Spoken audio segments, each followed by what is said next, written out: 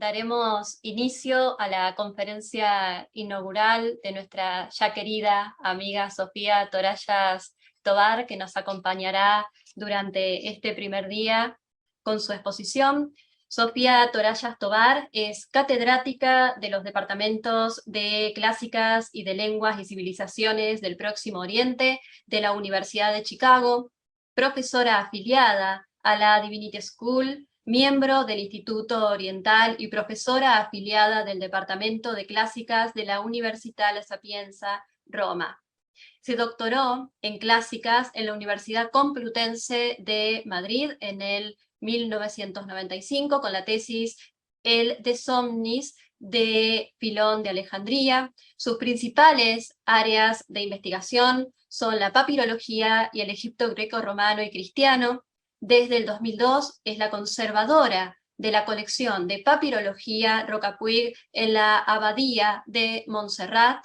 Es autora y coautora de los 4 volúmenes de las ediciones papirológicas publicadas desde el 2006. Actualmente trabaja en la edición del rollo de la epístola de Atanasio a Draconcio del siglo IV, probablemente el primer testimonio de la obra de Atanasio. Trabaja también en el proyecto La transmisión del conocimiento mágico y en una edición crítica de las versiones coptas del Evangelio de Marcos. Para nosotras es un enorme honor que hayas aceptado brindarnos esta conferencia en la inauguración de nuestro simposio y te damos la palabra para que comiences. Muchísimas gracias. Para mí también es un honor, quiero decir. Quiero comenzar agradeciendo de corazón a Paola y a Marta que me hayan otorgado el honor de inaugurar este congreso con la conferencia plenaria. A mí en las últimas colaboraciones que he tenido con vosotras me satisface mucho ver el dinamismo de las clásicas en Argentina y estoy deseando que la próxima vez sea en presencia. Me encantaría. Quizá no sea buena idea comenzar un congreso sobre confinamiento y enfermedad con magia, o quizá todo lo contrario. Yo espero que el conjuro nos salga bien y que actúe a modo de amuleto y que el congreso se convierta en un éxito total. Voy a compartir pantalla. ¿Se ve? Se ve excelente, Sofía. Muy bien. Un grimorio es una palabra moderna para designar un libro de hechizos, arcanos y ciencias secretas. La etimología comúnmente aceptada es del francés antiguo grammaire, que en realidad se aplicaba a cualquier libro en latín del siglo XVIII. En la actualidad, los grimorios aparecen en la literatura fantástica y de misterio, en las películas de terror e incluso en los dibujos animados. Pero ¿cuál es el origen de estos libros tan emblemáticos y que tienen una posición tan prominente en el mundo de la ficción actual? ¿Quiénes fueron sus creadores y quiénes fueron sus escribas? Es la pregunta que yo me hago. Desde la antigüedad hasta el presente, muchas culturas han recopilado y ordenado los conocimientos mágicos, las recetas, los rituales y las oraciones en formularios y manuales de magia. Estos libros y formularios sistematizan tradiciones de conocimiento desarrolladas para tratar las preocupaciones humanas cotidianas, solapándose a menudo con la medicina, y que incluían problemas relacionados con el amor, la riqueza, la salud y otras esferas de la vida. Aunque tenemos ejemplos más antiguos, por ejemplo, esta tablilla cuneiforme de la biblioteca de Asurbanipal en Nínive, que es del siglo VII a.C., y como pueden ver, tiene como unas líneas dividiendo las recetas, o sea que es ya un formulario, es ya como un manual de magia, y contiene procedimientos contra la brujería, o sea, procedimientos protectivos contra la brujería.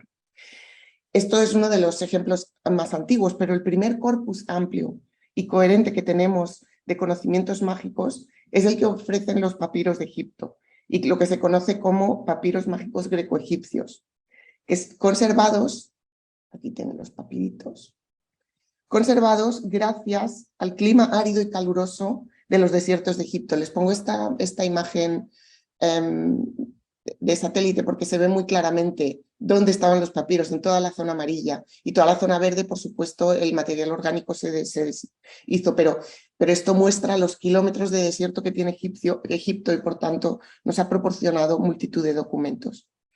Disponemos de casi un centenar de manuales, a veces completos, la mayoría de las veces fragmentarios, para un periodo que se extiende desde el siglo II a.C. hasta el siglo IV-V después de Cristo.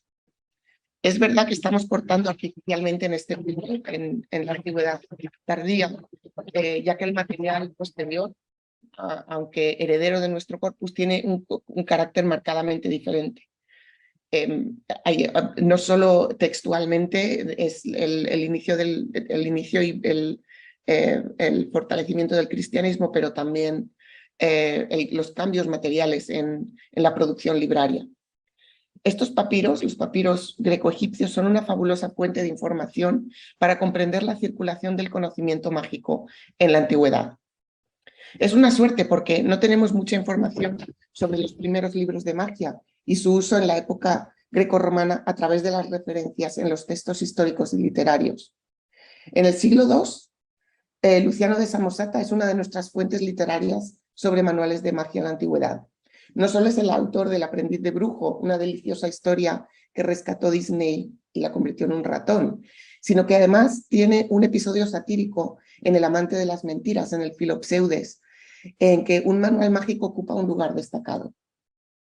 En este episodio, Luciano describe el exorcismo de una casa embrujada, en el que el personaje pitagórico Arignoto, a pesar de ser aconsejado de no pasar la noche en la casa, lleva consigo sus libros egipcios, y cuando es atacado por el temible fantasma que tenía la casa dominada, saca el libro, busca y lo ahuyenta con la ayuda de un poderoso conjuro en lengua egipcia y libra así la casa de su posesión.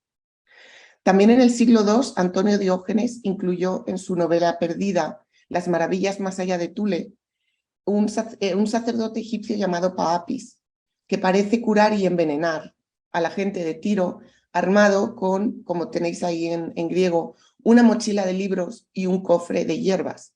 Desgraciadamente esta novela se ha perdido, pero este textito está atestiguado por Focio.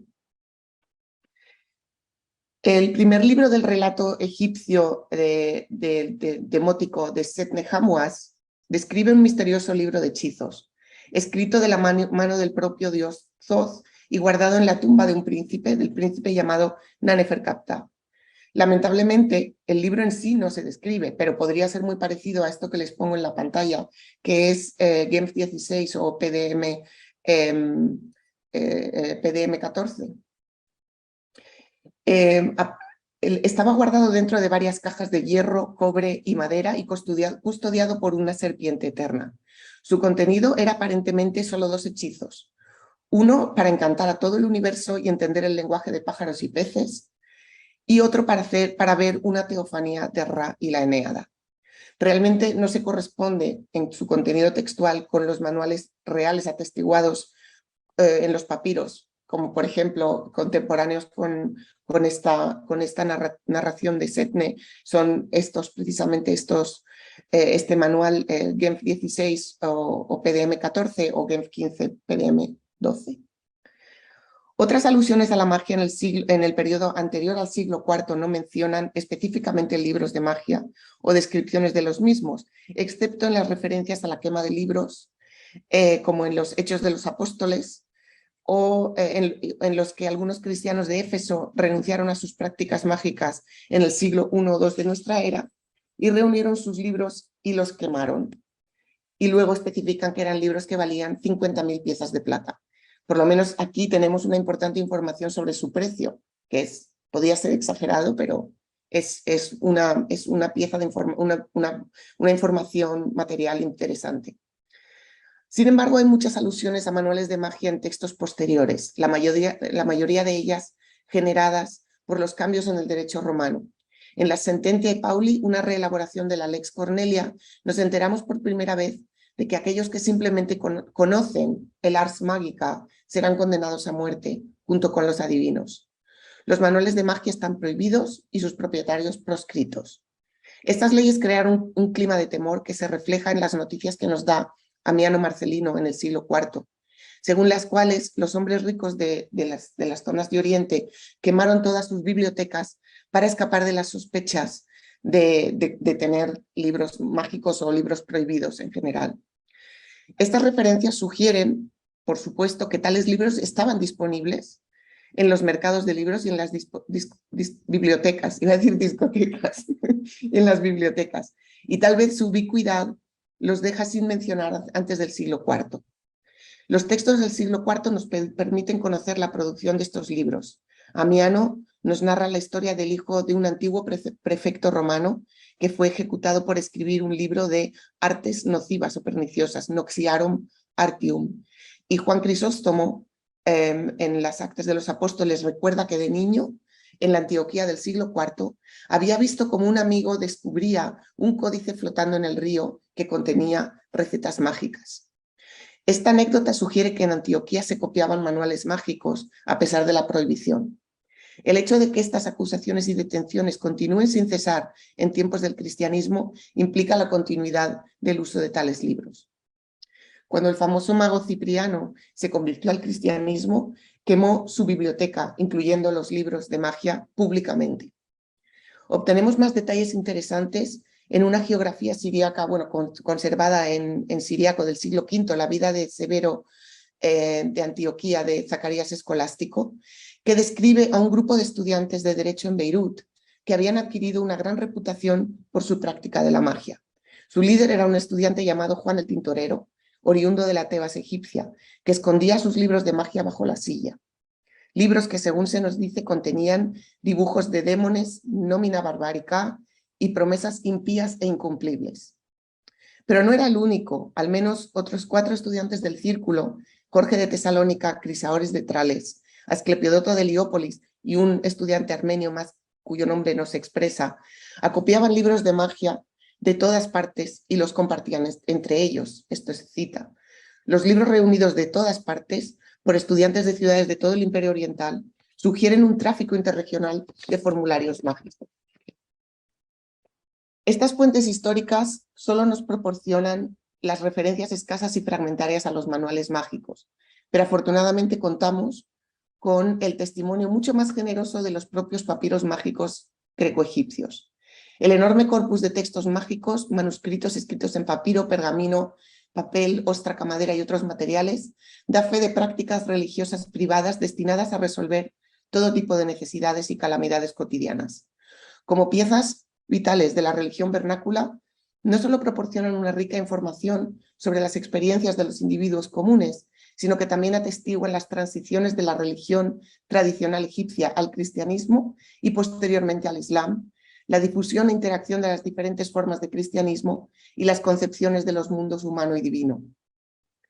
Los textos mágicos de Egipto, los textos que nos han llegado no solo en papiro, sino en otros materiales, se dividen generalmente en 2 grandes grupos: los formularios y luego los artefactos de magia aplicada. Los formularios son manuales de magia, contienen instrucciones para los rituales, recetas de ungüentos, himnos y fórmulas para la declamación oral durante el ritual.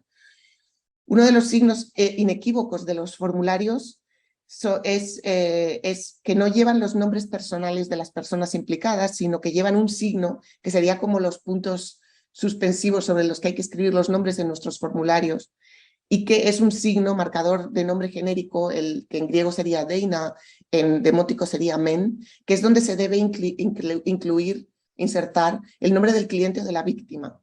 Es un marcador de nombre genérico. Los artefactos aplicados, en cambio, llevan en general nombres personales, porque se han aplicado las instrucciones y se han creado estos objetos. Y a veces también están doblados y pueden estar como dañados por el uso. Les doy aquí algunas imágenes de artefactos aplicados porque ahora voy a hablar solo de formularios. Pero como ven aquí, a la derecha tienen un amuleto contra la fiebre que tiene simplemente las palabras mágicas escritas en un formato especial, y a los lados tienen 2 contenedores de amuletos que se llevaban colgados del cuello. Aquí tienen también gema mágica y una especie de medalla para colgar del cuello, que llevan también textos o palabras de protección o dibujos de protección. Y aquí tienen, en vez de protección, ataque. Aquí tienen lo que conocemos como defixio, que es es magia agresiva, es una defixción escrita sobre plomo y que luego se doblaba, se atravesaba con un clavo, con todas estas acciones rituales que la convertían en un texto más poderoso. La magia aplicada nos proporciona una masa bastante desordenada de artefactos sobre diferentes materiales, como han visto, y normalmente textos muy breves y de calidad muy variable, porque la puesta en práctica de la magia no siempre se hacía por copistas profesionales, mientras que los manuales de magia generalmente están escritos por escribas con un poco más de experiencia. Hoy me centraré en los formularios, pues es el centro de mi proyecto de investigación. Estos proporcionan un corpus con materiales más estructurados y ayudan a comprender la transmisión del conocimiento.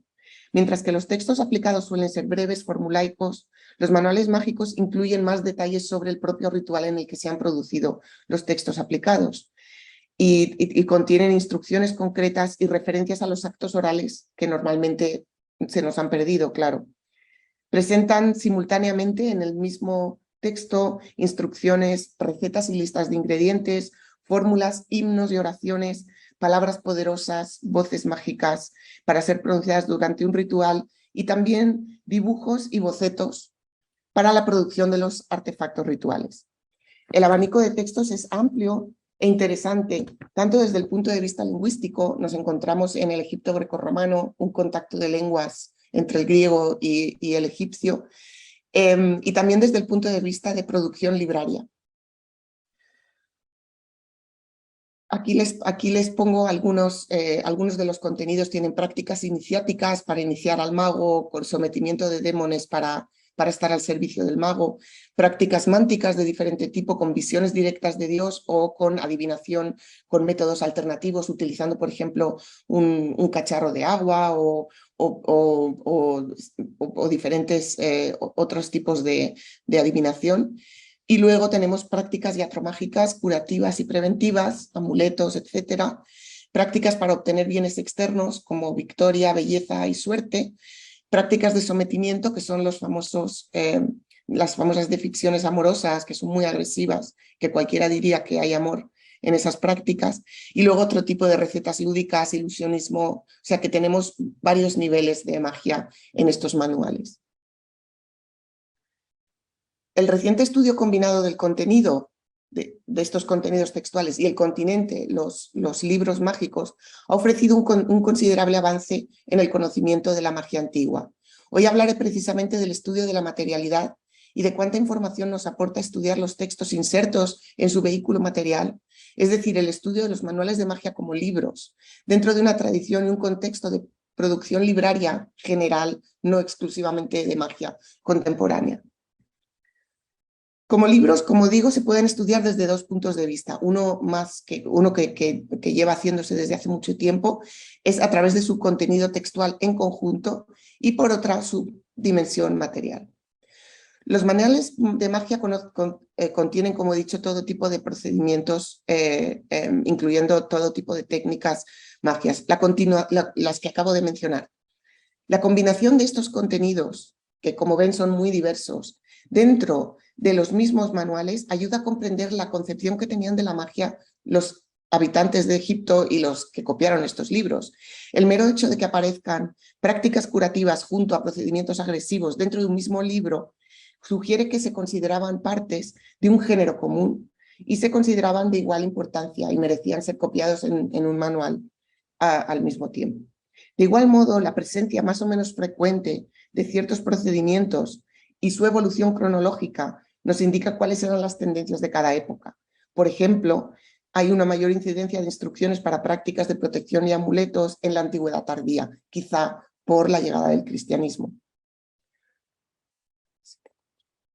La observación, por otra parte, de la factura material de los libros, los fenómenos gráficos, la disposición de los textos en la página, la inserción de dibujos, utilización de símbolos y monogramas, nos permite alcanzar un poco más allá al origen de su producción. El corpus, ahora voy a hablar del corpus. La Biblioteca Mágica Tebana es el mayor acervo conocido de manuales mágicos. Incluye algunos de los más famosos manuales mágicos en demótico, griego y copto, que son, les he puesto ahí unos ejemplos de estas escrituras, conservados hoy en día en las bibliotecas de Londres, Leiden, Berlín, París y Varsovia. Otros conjuntos de manuscritos de orígenes diversos dentro de Egipto completan el panorama presentado por la Biblioteca Tebana. Estos papiros fueron publicados por primera vez a principios del siglo XX y posteriormente recolectados por Preissendans y sus colaboradores, como ven ahí, a la izquierda tienen la reedición de 1974. Esta edición ha sido desde entonces la base para el estudio de la magia en la antigüedad y se denomina normalmente PGM, Papyri Graecae Magicae. Posteriores hallazgos se editaron en el Supplementum Magicum, que tienen el volumen 2 ahí a la derecha, a cargo de Robert Daniel y Franco Maltomini. Dado que estos manuscritos fueron adquiridos a través del mercado de antigüedades y por eso han terminado dispersos en tantas colecciones, es imposible conocer el contexto arqueológico de ninguno de ellos. Si se pudiera constatar que se encontraron juntos, se abren otros interrogantes al respecto. ¿Formaban parte de la biblioteca de un templo? ¿Se escondieron juntos en la antigüedad para evitar la persecución y la quema de libros prohibidos? ¿O simplemente eran documentos secretos y se mantenían alejados de los ojos de los no iniciados? Y otra pregunta es, ¿quién produjo estos libros, sacerdotes o copistas profesionales? Es muy difícil responder a estas preguntas, pero esto no significa que el análisis de estos artefactos no pueda ayudarnos a reconstruir el contexto en el que se produjeron.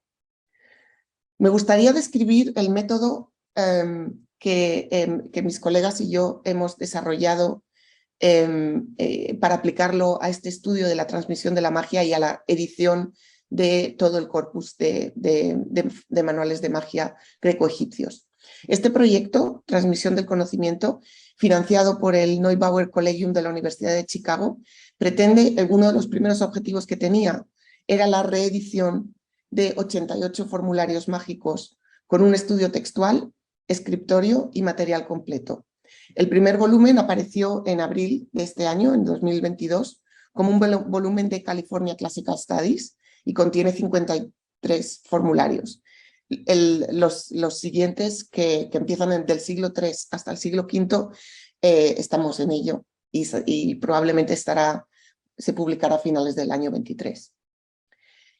El estudio material de estos textos, el enfrentarnos directamente a los papiros, y ahora explicaré todos los procesos que hemos hecho con estos libros, ha dado lugar a un volumen de ensayos relacionado que se titula Greco-Egyptian Magical Formularies, Libraries, Books and Individual Recipes, que ha surgido de este trabajo en el que hemos hecho como estudios de fondo de las bibliotecas mágicas, del tipo de libros de los que se trataba, estudios paleográficos, de formato y de composición y de otras prácticas paratextuales que se aprecian en los libros. O sea que nos ha dado lugar de momento a 2 libros y ya veremos.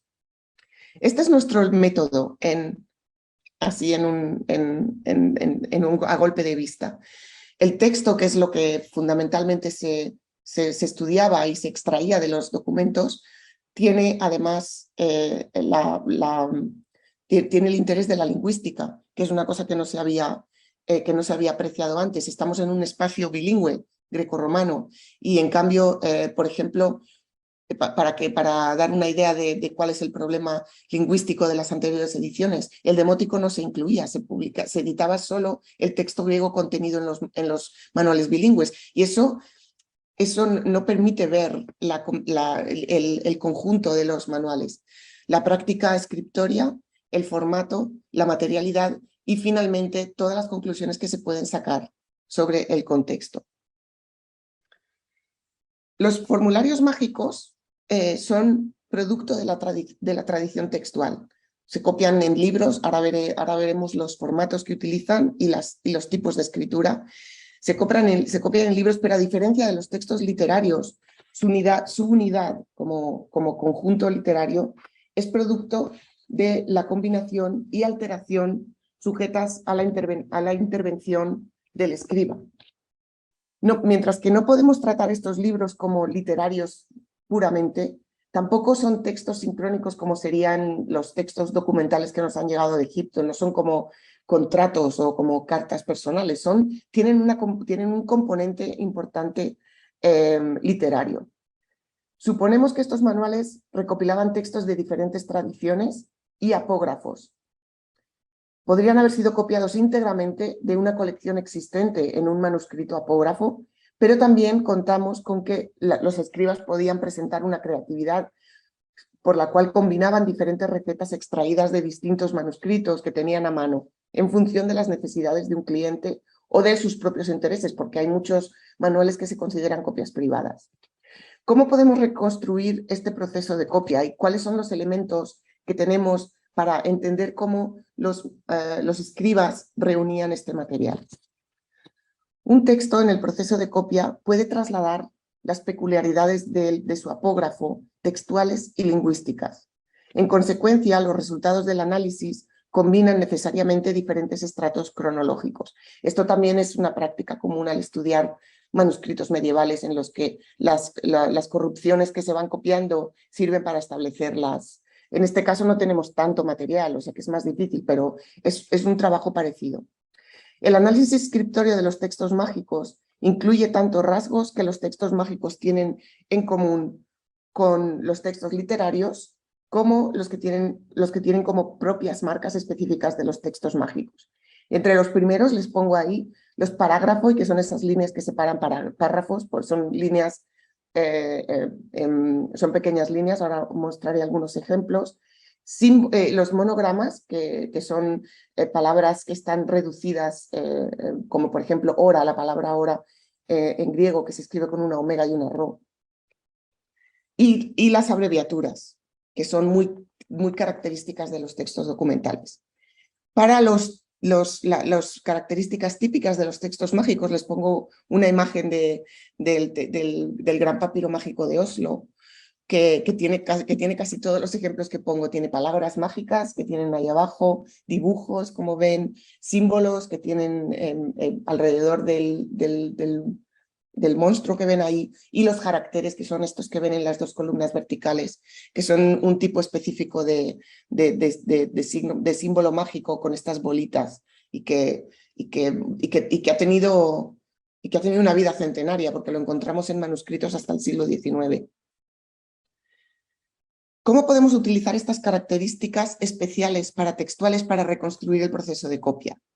La identificación de estos fenómenos que aparecen en estos textos puede revelar una realidad estratificada del proceso de copia, pero la identificación de estos fenómenos con las fuentes se basa en la suposición de que los escribas copian automáticamente y sin cuestionar el aparato paratextual, así como las grafías que encuentran en el apógrafo. Podemos encontrar tanto las grafías, las corruptas, las grafías, digo, lingüísticamente, ortográficamente incorrectas, es mucho decir esto, y también todo el aparato paratextual se copia sin ponerlo en cuestión.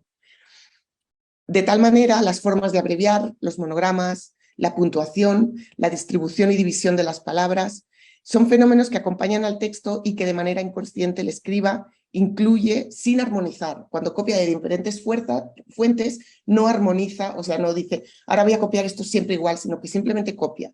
Y esto es casi demostrable, pero claro, como ven, no podemos excluir que un copista con un poquito más de criterio quisiera armonizar. Estos indicadores, que ya los empezó a tratar Richard Gordon, son elementos formales y que se pueden tomar como indicaciones acumulativas de apógrafos. Ahora les mostraré algunos ejemplos porque esto es demasiado abstracto, pero con ejemplos se ve mejor. Esta exploración debe combinarse con el estudio de la estructura general del contenido textual de los formularios. Podemos suponer que un formulario que contiene, por ejemplo, un procedimiento para la invisibilidad, para la memoria, que procedan de diferentes libros. Pero claro, no podemos saberlo porque no los tenemos. Cuando existe una clara variación de escritura dentro de un formulario tomado como unidad podría indicar que las partes se copiaron de diferentes fuentes. Vamos a ver algunos ejemplos para verlo. Las voces mágicas, por ejemplo, es una manera de mirarlo.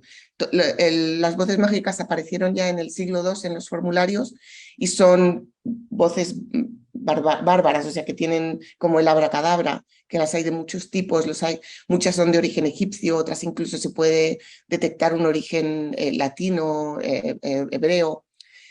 Pueden estar separadas y cada una de las voces por un punto alto o 2 puntos, pueden llevar diacríticos o no, pueden llevar apóstrofes o pueden aparecer como una simple cadena de letras, pueden ir marcadas por un trazo supralineal, pueden ir en abreviatura o pueden presentar división de palabras con un espacio. O sea, estas son diferentes maneras de presentarlas.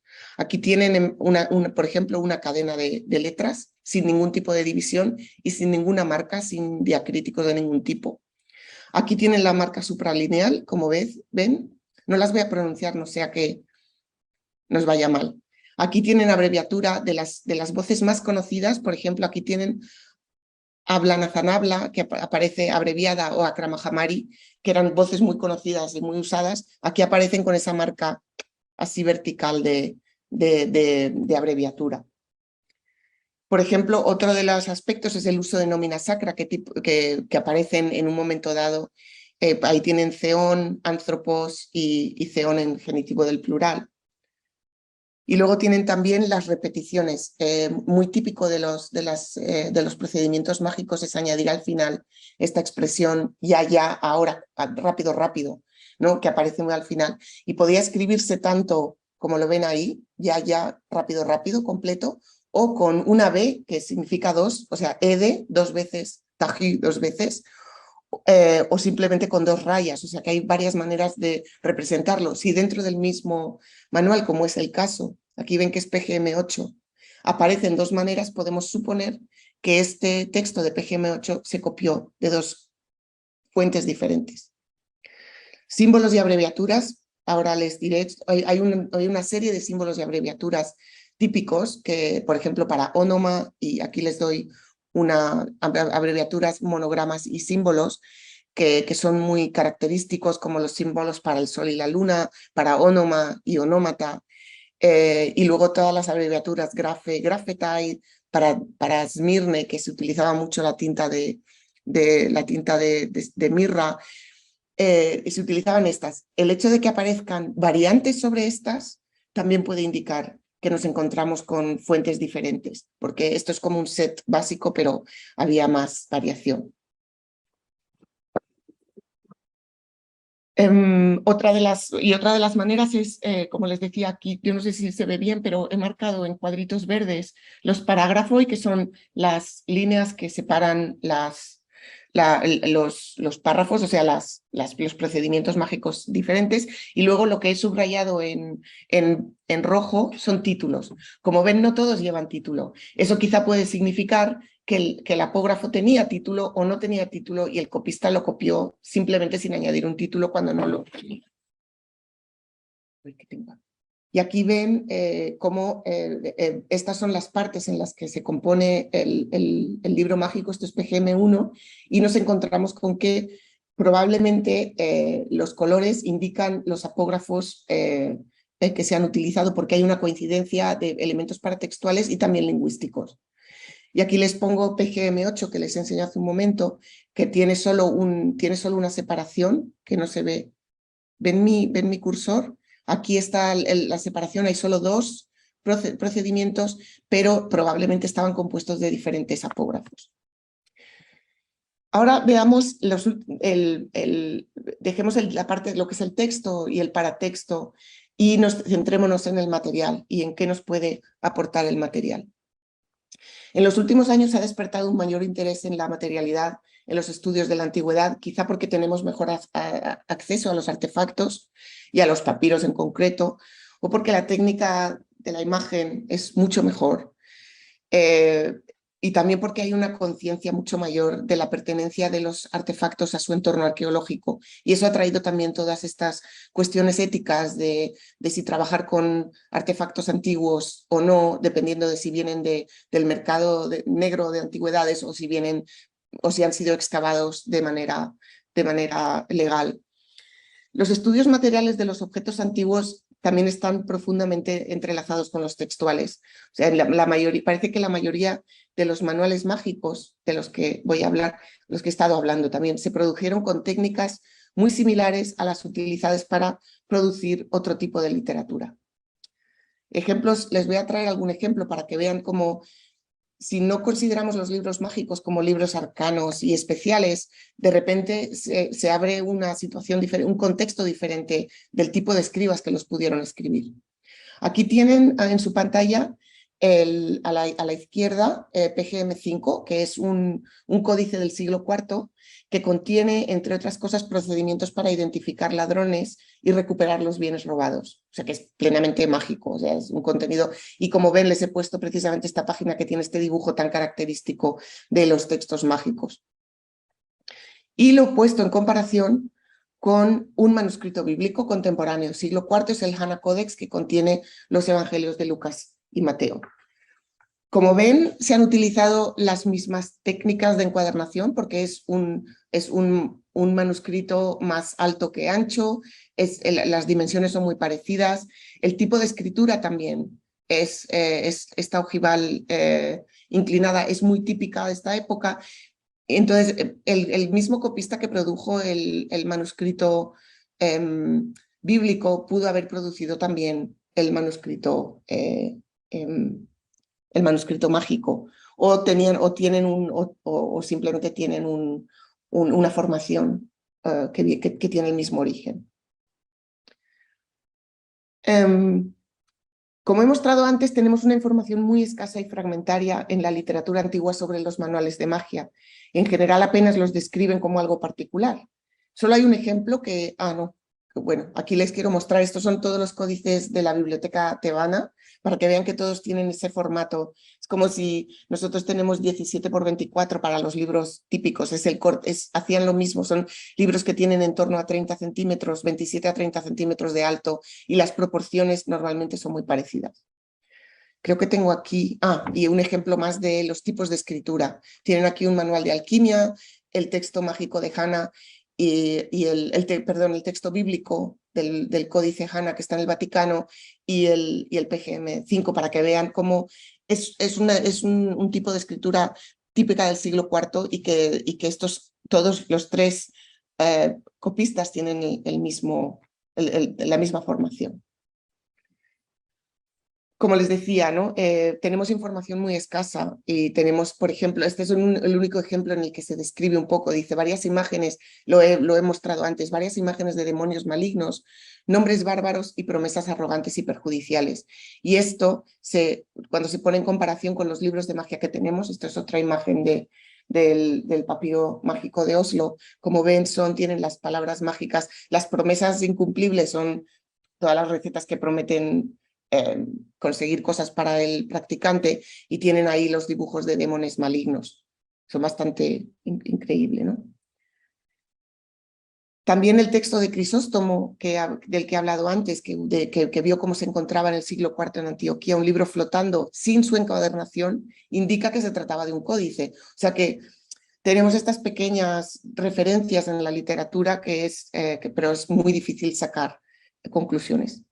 En el transcurso de nuestro proyecto hemos prestado especial atención a estos manuales mágicos dentro de la producción contemporánea de libros. Se han estudiado muchos aspectos, la calidad de las fibras de papiro, los ingredientes utilizados para la tinta para escribir los textos, y la conclusión a la que hemos llegado es que los manuales mágicos en general son comparables a los libros de diferente contenido literario o paraliterario y no presentan una producción paralela, sino que son el producto de su tiempo. Les voy a poner algún ejemplo. Uno imagina a la literatura antigua leída como en este cuadro de Almatadema, en rollos, ¿no? Pero sabemos que hubo una transición en los primeros siglos después de Cristo, una transición del rollo al códice que fue paulatina, y que culminó, la transición culminó casi totalmente en el siglo IV. Cuando miramos la datación que se ha dado a los papiros, esto es una imagen de la edición, de la traducción al inglés de Betts. Si pueden ver en su pantalla, están las fechas que se dieron originalmente. El problema es que las fechas que se dieron estaban basadas en la paleografía, pero se habían hecho de manera nunca se habían revisado, se habían hecho hace casi 100 años, nadie las había revisado y nadie las había puesto en comparación. Y simplemente, como en realidad estos libros se utilizaban por su texto, nadie se había molestado realmente en mirar cómo eran. Una redatación paleográfica, como pueden ver en la pantalla, no sé si ven... Voy a quitar esto. A la derecha ven que a la izquierda ven que he marcado con flechas el número 2 y el número 6, que estaban datados originalmente en el siglo IV y en el siglo II o III, y que han resultado ser fragmentos del mismo rollo. Entonces, esa datación con 2 siglos de diferencia es incorrecta, y de hecho este rollo es del siglo II. Otra cuestión, el número 12 que ven aquí, que es un manual greco-egipcio, es un manual bilingüe, estaba datado en el siglo IV, que pone un texto demótico muy tarde y un formato rollo muy tarde. La observación paleográfica lo ha traído al siglo II y de repente se convierte en un libro típico de su época. ¿Dónde voy? ¿Cómo hago? Aquí tienen el ejemplo que les he puesto hace un momento de PGM1, que estaba datado en el siglo V. El análisis paleográfico lo ha puesto en el siglo II-III, y tenemos un libro contemporáneo de literatura que nos muestra que el PGM1 era un libro de su tiempo, no era nada raro.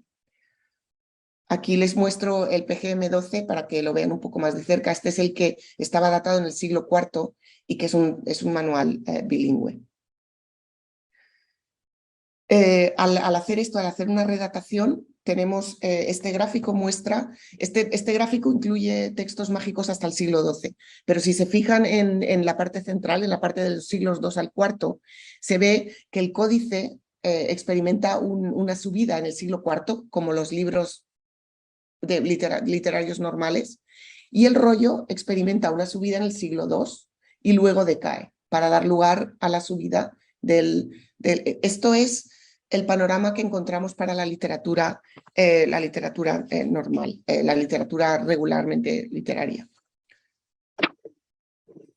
Voy a concluir ahora. Tal vez no haya ofrecido una respuesta satisfactoria a los orígenes del grimorio, o más ampliamente a los orígenes del impulso que muchos humanos han tenido de coleccionar conocimientos mágicos o de cualquier otro tipo. Pero espero haber proporcionado al menos una idea del método que se puede utilizar para abordar los ejemplos que tenemos de la práctica de la recolección de la sabiduría y la sabiduría mágica en particular. Gracias a estos pequeños detalles, quizás se puede entender un poco más quiénes fueron estos agentes que produjeron estas obras y que las pusieron en circulación, iluminar sus técnicas de recolección y transmisión. Lo cierto es que para los papiros mágicos se puede también aplicar para otros tipos de recetarios, textos médicos, incluso los apotegmas monásticos, que también eran pequeñas unidades que se iban combinando según el capricho, digamos, del copista. Todo este conocimiento ha sido borrado por las prácticas modernas de edición, que han sacrificado los mundos de información que estos objetos pueden proporcionar, eliminando incluso las imágenes, en aras de establecer un texto estándar. Nuestro proyecto sobre la transmisión es, por tanto, también una revisión de nuestro sentido de lo que significa editar un texto antiguo.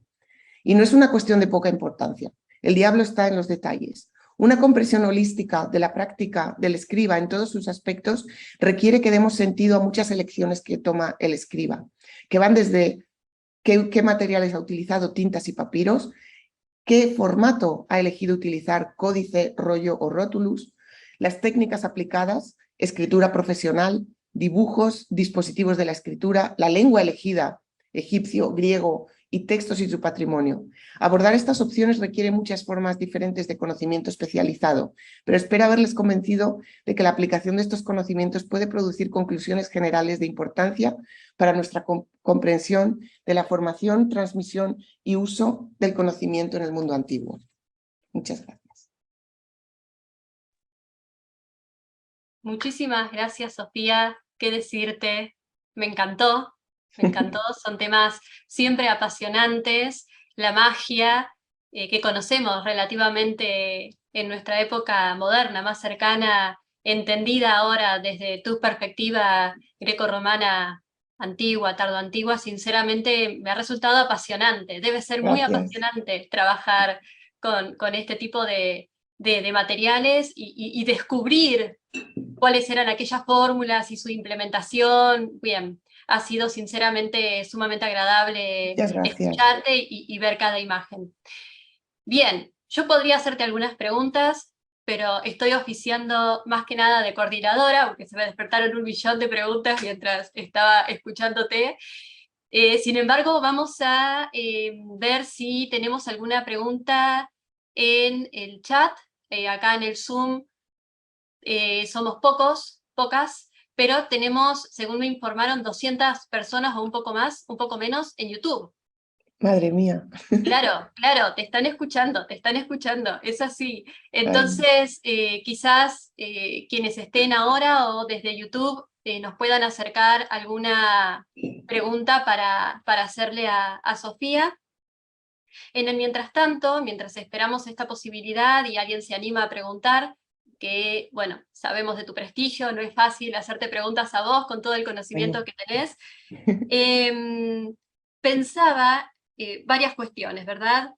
Entre ellas, la relación entre estos papiros o entre estas cuestiones formulares relativas a la magia y su uso en el ámbito comunitario, abarcando posibles relaciones de poder. Digo, ¿eran las mismas fórmulas las utilizadas en el ámbito propiamente de poder? Llamemos Imperio Romano, por ejemplo, el emperador propiamente eh, y sus acompañantes. ¿Eran las mismas fórmulas las que también se utilizaban en un ámbito más popular? ¿Eran diferentes? ¿Dependía del prestigio de el mago, pongámosle, no sé cuál sería el término correcto para esta época, que llevaba a cabo, prestaba estos servicios? Bien, Es, esto. lo que pasa con estos manuales es que como están completamente descontextualizados, no se sabe ni quién los produjo. Por eso hemos desarrollado este método para, para poder identificar quiénes fueron sus escribas. Y a partir de los escribas luego es muy difícil saber cómo se utilizaban. Lo que sí que es cierto es que durante muchas épocas, o sea, el siglo IV ya con el cristianismo está completamente condenado, pero tenemos leyes anteriores que lo prohíben esta práctica, así que probablemente era una práctica secreta, digamos, ¿no? Secreta. Y es muy difícil saber en qué contextos se utilizaban, ¿no?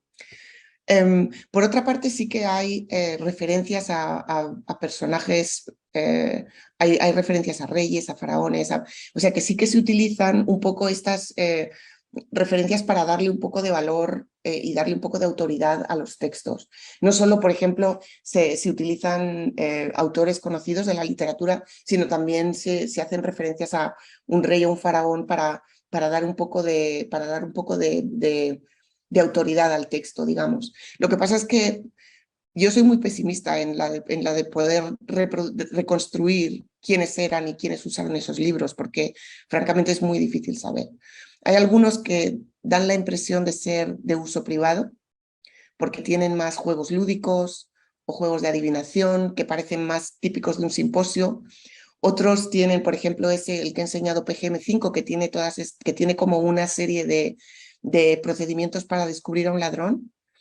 Eso parece que es más bien como una especie de recopilación de saber, porque ¿por qué en el mismo libro hay tantas, hay una serie de procedimientos paralelos que a lo mejor con uno valía. Y parece más bien que es como, es como recopilación de saber. Otros, como el uno que os he enseñado también, tiene una combinación de muchas cosas, cómo conseguir un paredros, cómo hacerse invisible, y que esto parece más bien el deseo personal de alguien de reunir este tipo de procedimientos porque le interesa, ¿no? Así que, claro, detrás de cada uno hay una historia, y yo creo que una de las cosas que queremos hacer con nuestro proyecto es verlos individualmente, porque no son un bloque. Algunos están interrelacionados, algunos textos coinciden, pero cada uno es un mundo, y verlos en su con reconstrucción de contexto peculiar, yo creo que es la manera de verlo. Sí, pensaba mientras hablaba cuánta actualidad debía tener ese texto de manera permanente, porque al no existir elementos referenciales que aludan a una época precisa, que permita decir, bueno, este conjuro es para esta época, pero si yo lo pronuncio hoy, ya no tendría la magia que le habría correspondido. La actualización del texto es permanente. Sí. Entonces podía ser usado eternamente. Además, hay algunos que añaden coletillas como se diría, como propaganda. Este conjuro es buenísimo y ha sido testado. O pruébalo porque no te decepcionará. O sea que a algunos es como que su antigüedad también les da también un poco de autoridad. Es un mundo muy complejo y por eso es muy difícil decir en general. Excelente, Sofía. Bien, acá tenemos algunos comentarios. Marta Leso dice: Sofía, magnífica tu conferencia, hemos aprendido mucho sobre un tema poco frecuentado. Eso Emiliano sí. Buis, magnífica presentación, estupendo el trabajo que están haciendo, felicitaciones. Y luego tenemos felicitaciones desde YouTube. María Emilia Cairo, excelente conferencia, muchas gracias. Ahora transmitimos algunos mensajes, preguntas que hacen en el chat de YouTube. Esta pregunta o este comentario es de Marta Aleso, quien dice: tu investigación sobre lugares con textos sobre magia ha sido especialmente importante y arduo. Tu trabajo sobre papiros y estudios paleográficos, y es muy interesante el seguimiento de las modalidades de la tarea de los escribas y copistas en distintas fuentes, y toda la materialidad de los procedimientos. Entonces pregunta Marta: ¿cuántos investigadores están en tu equipo dedicados a la papirología especialmente? Somos 20 y tantos, 28 creo. Algunos son, la mayoría tienen experiencia en papirología, en edición de papiros, pero también contamos, bueno, y los hay que tienen las dos. Está Franco Maltomini, que es súper conocido por su edición de papiros mágicos. Y luego están Christopher Faraone y Richard Gordon, que estaban más del lado de la magia, pero que se han vendido a la papirología, claro, porque no queda más remedio. Pero somos en torno a 28, creo. Bien. Estela Maris Moro dice: qué interesante la exposición, me gustaría consultar si hay algunas hipótesis en relación con el destinatario, cuál sería la difusión de estos textos. Esto, como dije antes, creo que es muy parecido a tu pregunta. Es muy difícil saber quién lo ha usado, o sea, por las características, el tipo de conjuros reunidos en un mismo libro. Hay algunos que se consideran que son copias encargadas, otras que son copias para lectura placentera. O sea, que hay unos, por ejemplo, ese PGM7, que es un rollo del siglo IV y que probablemente se utilizó en un simposio porque tiene trucos de cómo beber sin emborracharse, o cómo hacer que las personas que están en el simposio tengan cara de burro. O sea, que son como juegos lúdicos, ¿no? Y entonces eso se puede, pero cada uno de ellos tiene como un sello diferente. Los greco-egipcios, tenemos 4 que son demótico griegos, greco-egipcios, con un poco de antiguo copto. Esos parecen más cercanos a prácticas del